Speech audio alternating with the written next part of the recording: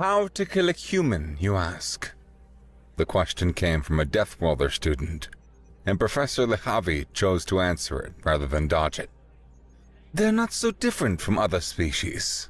Let's give it some thought. The professor's long silver hair cascaded like liquid mercury around her slender purple form as she began her measured pace around the semicircle of students.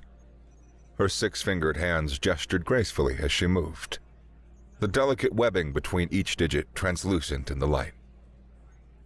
Beyond the windows, the core world of the Galactic Federation stretched endlessly. A metropolis of impossible architecture where gravity-defying towers spiraled into clouds of synthesized atmosphere, their surfaces alive with the constant flow of anti-grav traffic. Holographic advertisements and a dozen alien scripts flickered between the buildings, and in the distance, the great orbital ring was visible. Lehavi's violet eyes surveyed the unfamiliar faces before her. This was her first semester teaching xenobiology at the prestigious Galactic Unit Academy, and she had yet to memorize the names and species of all 40 students enrolled in her advanced seminar. The diversity was impressive. Scaled beings from high-gravity worlds, mammalians covered in fur, avians with their endless feathers. She paused her stride beside a feline student in the front row, her movements deliberately slow and non-threatening as she approached the predatory being. "May I?" Lehavi asked softly, extending her webbed hands towards the student's paws. The feline, covered in sleek, dark fur, nodded consent. Lehavi gently lifted the student's hands, extending the retractable claws with careful pressure.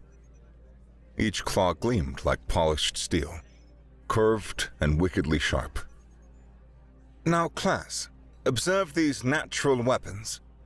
Humans, despite their Deathworld origins, possess remarkably vulnerable anatomy.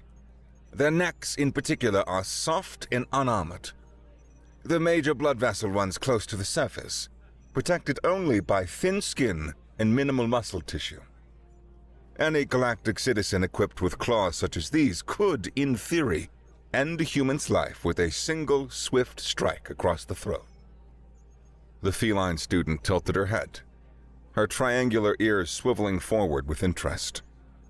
Her voice came out as a purr overlaid with the mechanical translation from her collar. "Professor, does this mean my species could easily defeat humans in combat? We are faster than most races, after all." Lehavi released the student's hands and considered the question. "An interesting query, Liahiri. The historical record on Kalarian-human confrontations is limited. Your species' superior reflexes and natural weaponry certainly would provide advantages." She paused, then added with what she hoped was an encouraging tone. "Still, in a close-quarters ambush scenario, I would be confident in your chances. Speed kills, as they say." Moving through the classroom with the fluid grace her aquatic ancestry provided, Lehavi approached a draconic student whose scales shifted from deep emerald to amber as she drew near. A threat display, she noted with professional interest. The Reptilian sat perfectly still. Only his eyes tracked her movement, the nictitating membranes flicking across them every few seconds. She stopped at a respectful distance and simply pointed to his mouth. "Open, please," she requested. The Reptilian complied, unhinging his jaw to reveal rows of needle-sharp teeth and, more importantly, the paired venom sacs visible at the back of his throat. "Class, observe the Reptilian's primary defense mechanism. Their saliva contains a cocktail of neurotoxins potent enough to paralyze a Mundarian heavy warrior in under 3 minutes. Death follows shortly after as the respiratory system shuts down. I believe, though we lack definitive field data, that his venom would prove equally effective against human physiology. They are, after all, carbon-based oxygen breathers like most of the species it affects." The professor's gaze swept across the diverse assembly, searching for her next example. And in the back row, almost hidden in the shadows cast by tiered seating, sat an enormous figure that immediately drew her attention. The Zothar student barely fit in the reinforced chair designed for larger species. His 4 muscular arms folded across a chest that would have served as a small landing pad. She made her way up the steps, noting how several students instinctively leaned away from the aisle as she passed. Not from her, but from the destination her path clearly indicated.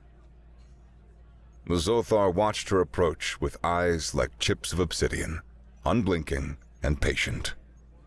"And here," Lehavi announced, gesturing to the imposing figure, "we have perhaps the most straightforward example of potential human termination.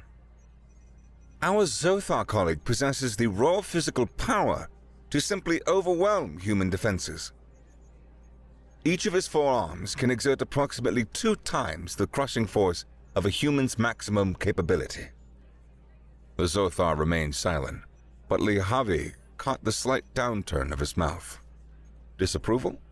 Disagreement? She made a mental note to follow up after class. A glance at the holographic chronometer floating above the lectern told her that the session was drawing to a close. 5 minutes remained. Time for one more example. Her scanning gaze settled on a hooded figure in the middle rows, one she hadn't noticed in her initial survey. There was something about the way they sat, a quality of stillness that spoke either of perfect relaxation or coiled readiness. The ambient danger radiating from the figure made the unusually boisterous Kellar twins in the adjacent seats maintain a careful distance. Intrigued, Lehavi descended the steps and approached the mysterious student. The hood was deep, casting the face in complete shadow, and the loose academic robes gave no hint of the species beneath. Only the hands were visible, resting on the desk. 5-fingered, she noted, which narrowed the possibilities considerably. "Pardon me," she said, pitching her voice to carry to the entire class. "Would you permit me to use you as our final example? I believe your presence here might provide an interesting contrast to our previous discussions." The figure was still for a long moment, then reached up with those 5-fingered hands. The movement was smooth, economical, no wasted motion. As the hood fell back, Lehavi felt her chromophores, the color-changing cells in her purple skin, flutter in shock. The face revealed was unmistakably human. Warm brown skin, close-cropped black hair, and eyes the color of Earth's mythical coffee bean. His features were sharp, weathered in a way that suggested exposure to harsh environments, and a thin scar ran from his left temple to his jaw. When he smiled, it didn't reach his eyes. "Actually," the human said, his voice carrying easily through the suddenly silent classroom, "that won't work." He stood slowly, and Lehavi realized he was taller than she'd expected, with the kind of lean build that suggested function over form. Lucas, she saw the name on the uniform, moved to the front of the class, every step balanced and purposeful. "Let's start with a feline friend here," Lucas said, nodding to Leahiri. "Professor Lehavi is correct that Kalarians have superior reflexes and natural weapons. But what she perhaps doesn't know is that the classified aftermath of the Deneb Station incident, where 3 Kalarian assassins attempted to eliminate the human ambassador. All 3 were trained from birth in their craft, products of the notorious Shadow Claw Academy." He paused, letting that sink in. "The ambassador killed 2 with her bare hands and hospitalized the 3rd. Kalarians rely on quick, decisive strikes. Now when those fail, they struggle with brute force and endurance. Humans, conversely, excel at prolonged combat. We call it getting our second wind. You call it insanity." Leahiri's fur bristled, but she said nothing. Lucas turned to the Reptilian student. "And as for our venomous friend here, I noticed that you didn't mention the documented cases of human Reptilian pairs who engage in what we call close contact without any fatalities. Now, it turns out that human liver function is remarkably efficient at processing your neurotoxins. Oh, it'll make us sick for a few days. Maybe cause some hallucinations, but fatal? Nah, he shook his head. I've seen humans kiss rapidly at frontier bars in a dare. The real danger is the hangover. The Reptilian student's scale shifted through several colors, a clear sign of agitation. And our Zothar friend in the back, Lucas continued, his tone remaining conversational despite growing tension in the room. Professor, did you cover the Battle of the Ganther Pass in your historical review? No? Interesting omission. 50 Zothar heavy warriors against a single human platoon. 30 soldiers. Now, the Zothar had every advantage. They had strength, numbers, defensive position. The battle lasted 18 hours. He paused. The humans took the pass. You see, Zothar evolution optimized for explosive power. Perfect for their high-gravity worlds where fights end quickly.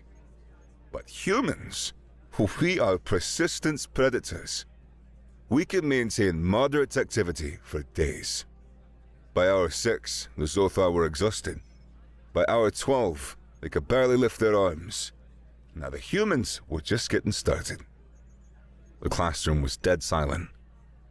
Several students were looking at Lucas with expressions ranging from fear to fascination.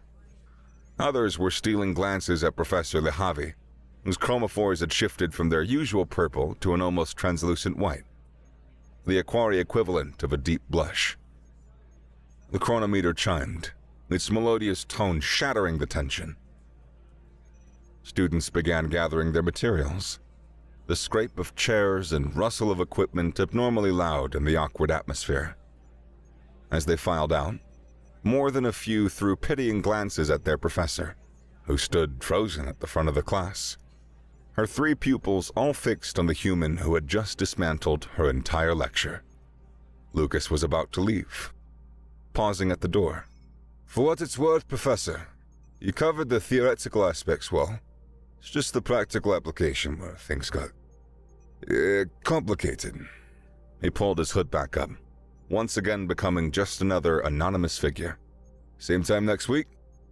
Then he was gone, leaving Lehavi alone with her shattered assumptions and the growing certainty that her next lecture would need significant revision.